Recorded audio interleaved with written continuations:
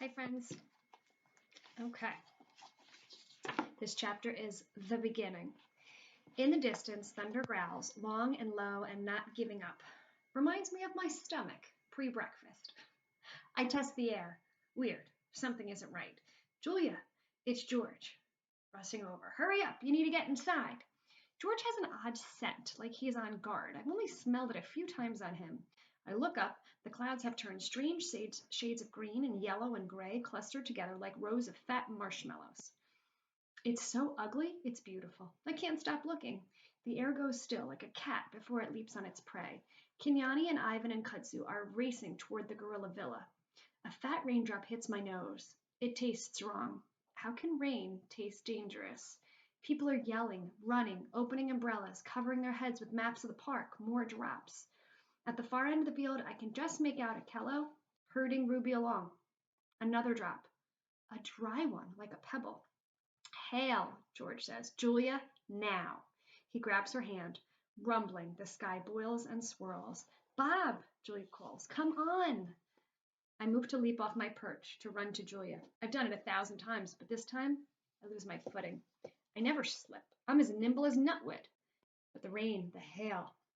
I let out a yelp as I land on Ivan's side of the wall, splat in the mud. Bob!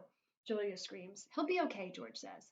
I can smell Julia's fear and George's doubt as he drags her away. The next chapter is torn apart. Noise. It's all noise. Noise that hurts. Noise like a massive truck bearing down on us. The power of its engine, the inescapable wheels, the relentless roar. The relentless roar.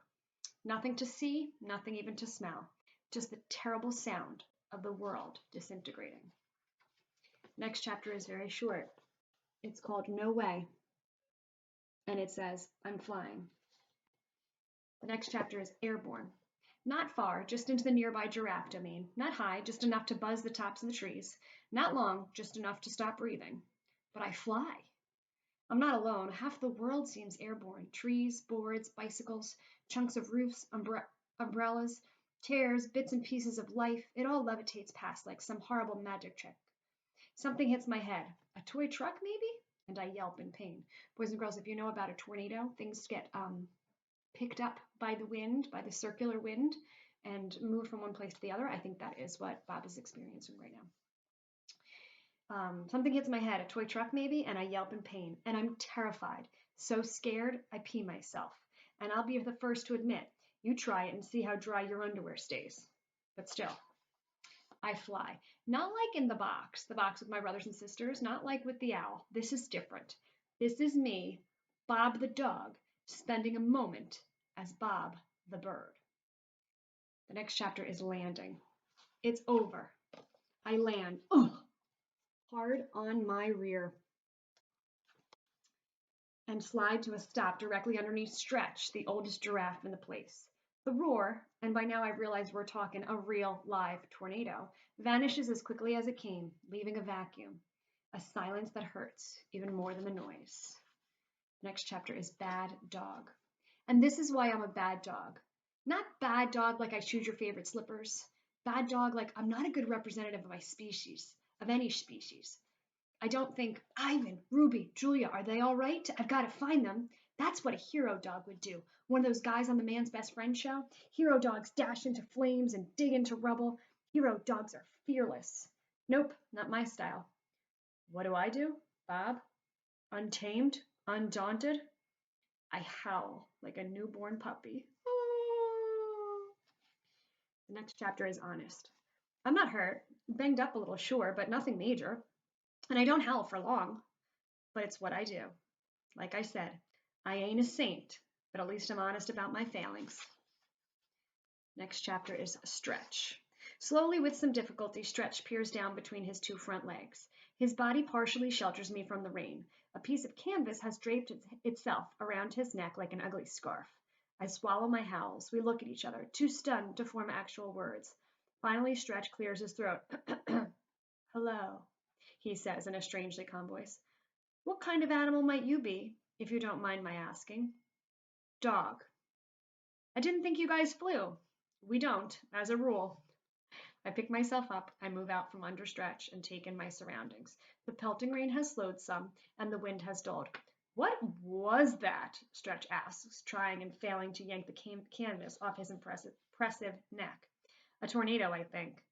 I've seen tornadoes on the Weather Channel. They look like water swirling down a drain, if the water were black and full of trucks and trees. They looked like death. I gaze up at him. I have to crane my neck. You okay? Yep, says Stretch, but from what I can see, a lot of other folks aren't. The next chapter is aardvarks. Across the way, I hear something, a small squeak. Who lives over there? I ask Stretch. The aardvark family, he replies. Lovely neighbors. Carefully, I venture across Stretch's domain. The sky is as dark as dusk. I hear a flutter of wings overhead. It's Mitch, the mockingbird. He's missing some feathers. Bob, he calls, settling at a fence post. Was that you I saw up there? Yep, how are things looking? Not good, lot of damage. Well, take care of yourself, I say. Likewise. He pauses to straighten a wayward feather. Little hint, by the way, next time you fly, try flapping your paws.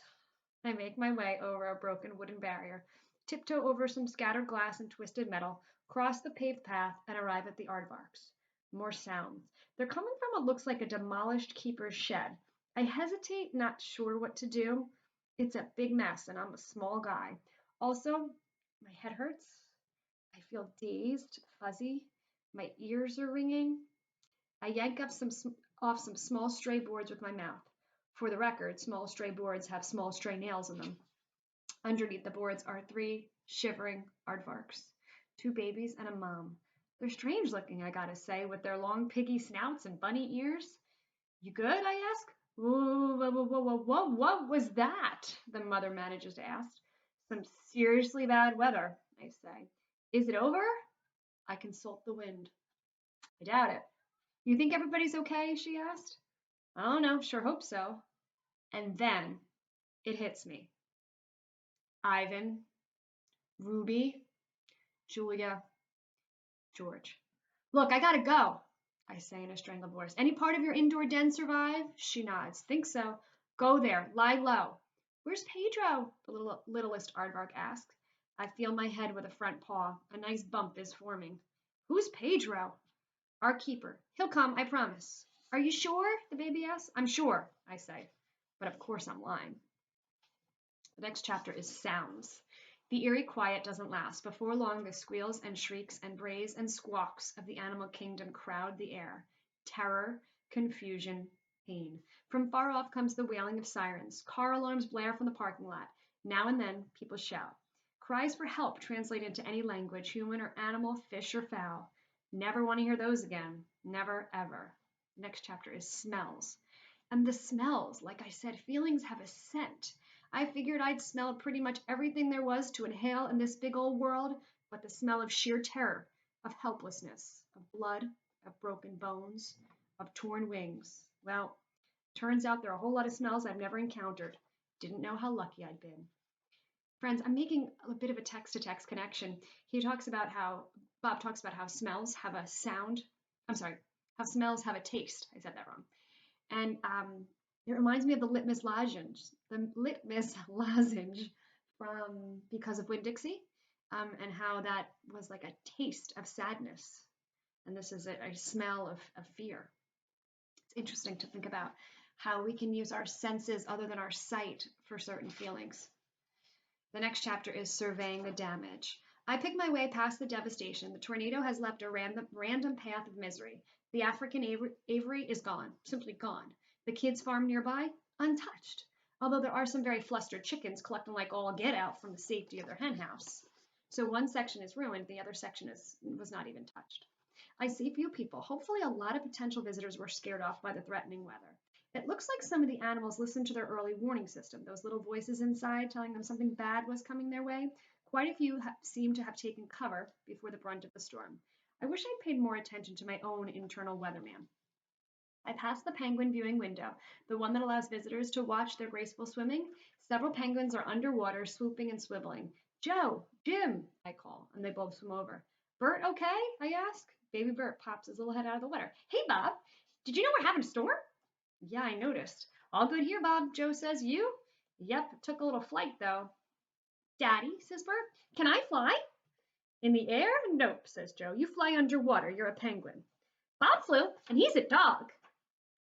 Bob is a very special dog, says Joe, and he gives me a look, a grown-up, just between us look that says, we're all right, but what about the others?